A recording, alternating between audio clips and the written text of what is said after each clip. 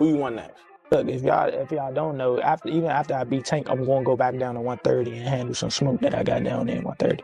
All the champions, I got smoke. You can't do talking. Shit. Wait, I don't give a fuck. I better be quiet. I don't give a fuck if y'all was quiet, if y'all was loud. We got the whole hood over there. Like, twist it up. I don't give a fuck about none of that. I can do whatever y'all want. My mother, he can't stop. Gervonta "Tank" Davis and Lamont Roa have turned up the intensity as their showdown approaches.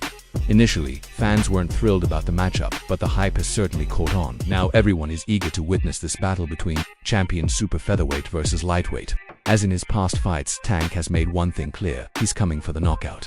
I wanted to unify at least one belt at 130. Okay. So whoever the champion is, whoever the champions are, hopefully I can just line them up and then take them out. It's good fights. The champions are Lomachenko, Shakur.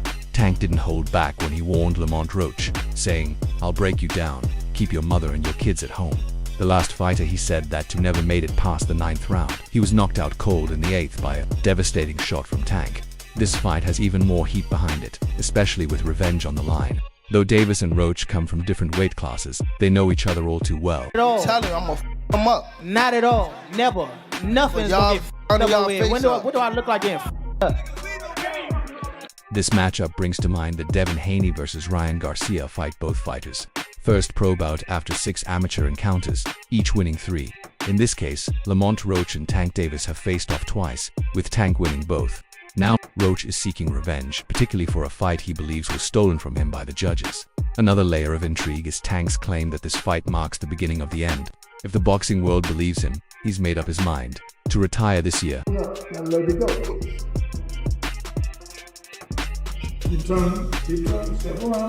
Honestly, Lamont Roa needs boxing fans to give him the benefit of the doubt to boost his confidence and help him chase his ultimate goal, a victory over Tank to claim the WBA title. Recently, Roa watched some of Tank's training footage and tweeted, "Easy work," before quickly deleting it. Dennis Baranchik or something like that. Okay. I feel like you and Shakur is a really... I think people in the comments are actually wanting that fight, aren't they? Yeah, I'm pretty sure. I mean, that'd be a good fight. Yeah, it'd be a great fight. Yeah, they could fight. Shakur can boogie, for sure. It was a random tweet that only those following his posts or watching Tank's training footage would fully understand. Just before that, Roa had replied to a fan who wrote, "We are whipping DC bum for the rest of the year. Ravens today, Tank in December." Roa responded, "This stuff is different over here," making it clear he doesn't see himself as just another victim of Tank. When they finally step into the ring, all of this led up to his tweet about Tank's training, showing that Roa has work to do and hyping himself up. He's in a position where he needs to focus on the gym and secure a big payday, which means stirring up attention, making an impression, and dragging Tank into a serious feud.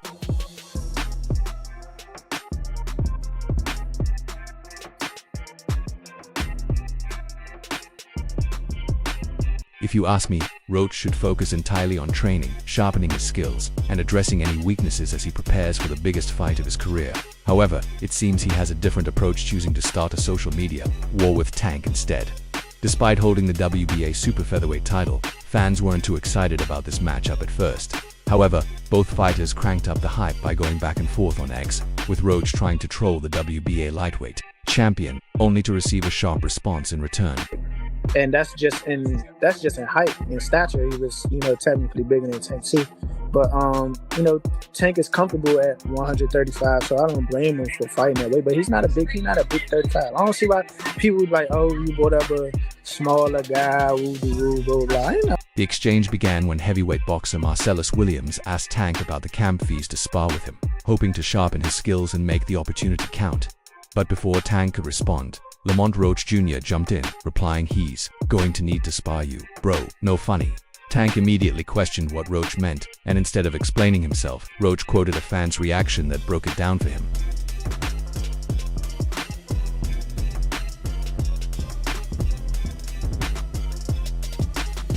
Roa quoted a fan's reply that read, translation, "You need to spar someone heavy because he is coming with it," clarifying the meaning behind his tweet.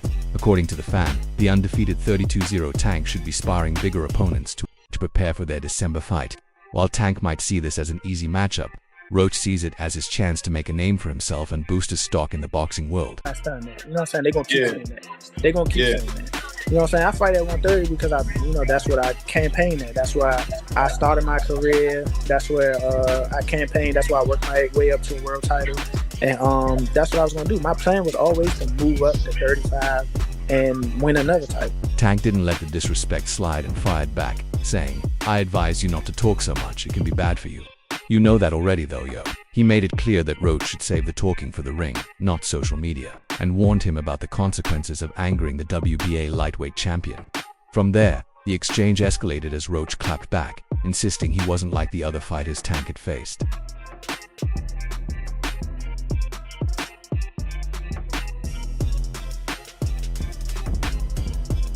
Over the years, Tank has faced criticism for handpicking his opponents. Roach took a shot at him, tweeting, "You must think I'm one of those regular guys you fought or something. Cut it out, man." He wanted to make it clear that this fight would be different. Despite coming from a lower weight class, Roach is determined to prove himself and shock the world. Tank, however, kept his response measured, making it known that he would let his fists do the talking in the ring. Add anything to it? No, not necessarily. I think maybe for the outside. I think maybe it's for the outside. I think the fire is the competitiveness between us both already, that we competed twice before in 2 close fights in the amateurs, and that, He quoted a retweet with a simple, "Say nothing," making it clear he sees himself above the WBA super featherweight champion. This back and forth online has added excitement to the fight, which is set for 135 pounds with the WBA lightweight title on the line. Lamont Roach is a solid fighter, technically sharp and championship level, but for a Tank Davis pay-per-view event, I'd rather see someone who delivers explosive performances at the highest level, or at least someone with a big personality. Like it or not, Davis is a proven PPV star. I didn't agree with most of his fights being on PPV, but at this point, he's firmly established there.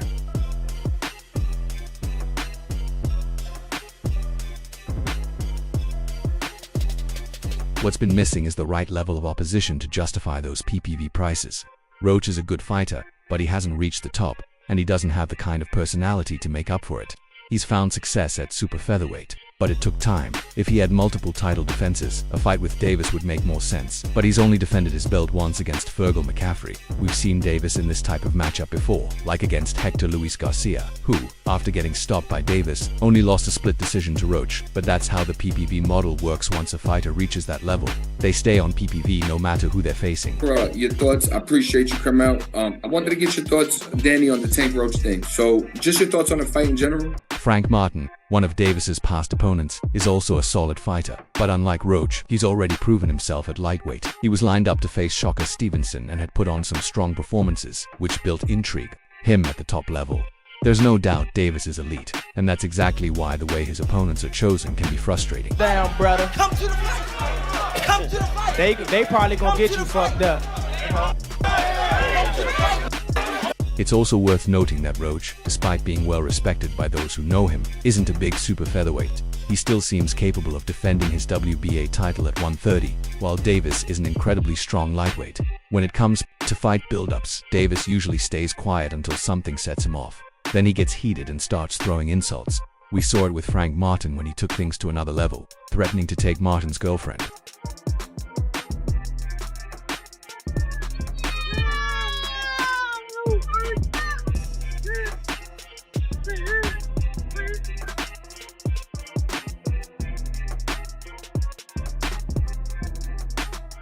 Lamont Roach has now gotten a taste of the Tank Davis drama after saying he'd whoop Davis. Tank fired back, promising, "I'm going to chop bob and weave. I'll end it in the 9th round." I like exposing fighters who aren't what they claim to be. People doubted me when I won my first title, but let's see how this really goes. The build-up continued as boxing superstar and WBA lightweight champion Tank Davis went face-to-face with red-hot WBA super featherweight champ Lamont Roach at a press conference in Brooklyn. The event set the stage for their lightweight world title showdown, headlining a PBC pay-per-view on Prime Video, live from Barclays Center on Saturday, March 1st. Alright guys, turn on face the camera, please. Right in the front, right here. Right here in the front, please. Lamont right here. Lamont, down here, please. Five-time three-division world champion Tank Davis is back at Barclays Center, the same venue where he set records for the highest grossing and most attended boxing event with his knockout of Rolando Romero in May 2022.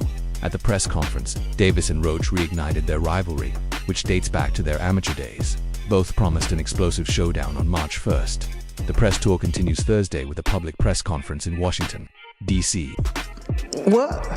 I say 9th round. You said 9? Yeah. What's your response to that, Lamont? Look, he got scared. Look. He looked at night. Tank Davis said, "The energy here is incredible. I won my first championship in this building, and I've got more fans in New York than almost anywhere else. New Yorkers bring great energy. Lamont's got skills even at a lower weight class. He's one of the guys I came up with in boxing, and he's still doing his thing. He's a legit opponent, and people will see that on March 1st. But we'll have to test his chin. He might think my past opponents didn't have chins, but we'll find out. I say leave the kids at home for this one." On the other hand, Roach, it made his stance clear. "I wouldn't be here if I didn't believe I was going to win. I've hurt everyone I've shared the ring with, and this fight won't be any different." You know that power occurred late.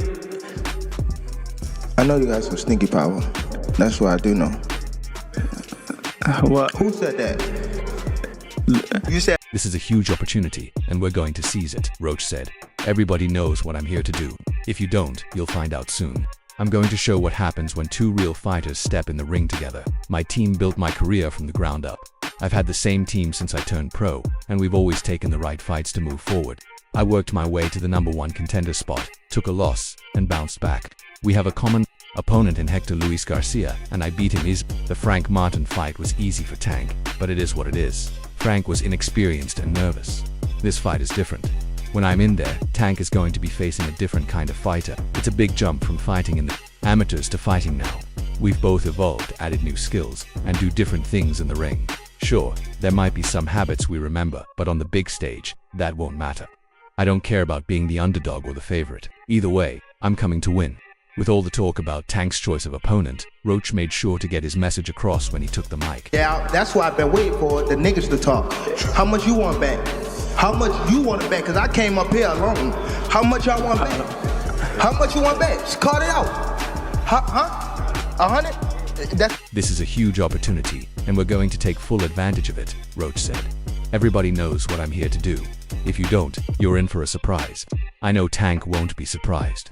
I actually think he took this fight because of all the talk from the naysayers. People have been questioning this matchup, and I think he wants to prove himself against a real dog. So I'm going to show everyone what happens when two dogs step in the ring together. And trust me, I'm going to be the one coming out on top." When it was Tank's turn to speak, he kept it short.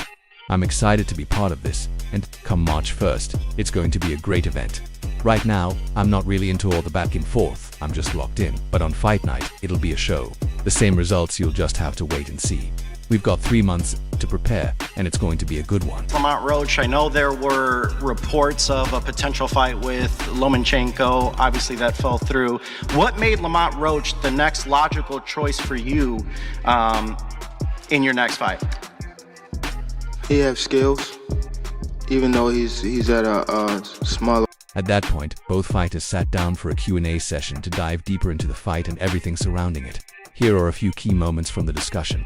Tank on why the Lomachenko fight didn't happen and why Roach was the next logical choice. He's got skills. Even though he's coming up from a smaller weight class, I feel like Lamont is one of the guys I came up with in boxing, and he's still going strong. A lot of the guys we started with aren't really in the picture anymore, so people might not know him like that, but he's definitely got the skills. He's a real opponent. Roach on how his style will be different from what Tank has faced before. When it comes to skill, I bring a lot to the table. I can adapt, I can fight in different styles, and I'm tough, gritty, and smart. Whatever I need to do, I'll pull it out of my bag of tricks. The rest of the guys Tank fought were either one-trick ponies or just didn't have enough. Started with, came up with in the sport of boxing. Tank Davis made a bold statement during the press conference saying, "After next year, I'm out of the sport," confirming his plans to retire at the end of 2025. Before that, he's set to face his old amateur rival Lamont Roach on March 1st at Brooklyn's Barclays Center. Known for his devastating knockouts, Davis has always found ways to shock fans, whether inside the ring or with his comments outside of it. While many expected him to be more active after resolving his legal troubles, he has only fought once since then, defeating Frank Martin in June. Despite rumors of a busier schedule, his return kept getting delayed, and now it seems he may be preparing for a permanent exit instead of focusing on building his legacy further. Tank appears to be looking at an early retirement, leaving fans wondering if they've seen the last of him at his peak. Conference, it looked like you were like, the talks about retirement was not even discussed at this moment, and now it's something you keep on repeating. Is it just... When asked about his 2025 schedule, Tank Davis wasted no time hinting at retirement, saying, "After next year, I'm out of the sport." His declaration didn't sit well with fans, who have already grown frustrated with his limited activity in recent years. Many took to the comments section to voice their disappointment, questioning his commitment to the sport. One fan pointed out the confusion, asking, "Thought he had a 7-fight deal." Meanwhile, others defended his decision, arguing that his health comes first. "Health is wealth," one fan wrote, suggesting Tank's aggressive fighting style may not allow for a long career. While some remain critical of his lack of urgency to cement his legacy, others see his early exit as a smart move. So Calvin Ford and or Leonard Edelby, usually they're around to you think you might be gaining love for it though? You never know. Like say you got to walk today. Boxers often face serious health issues after retiring, including severe headaches, sciatica, and other long-term effects from years of punishment in the ring. Given Davis' hyper aggressive style, he could be at risk for similar consequences. Despite his dominance, he has yet to face the top names in the lightweight division, aside from Ryan Garcia. With growing pressure to fight elite opponents like Shocker Stevenson, fans are expecting more from him. If he avoids those challenges, he risks losing their support over time.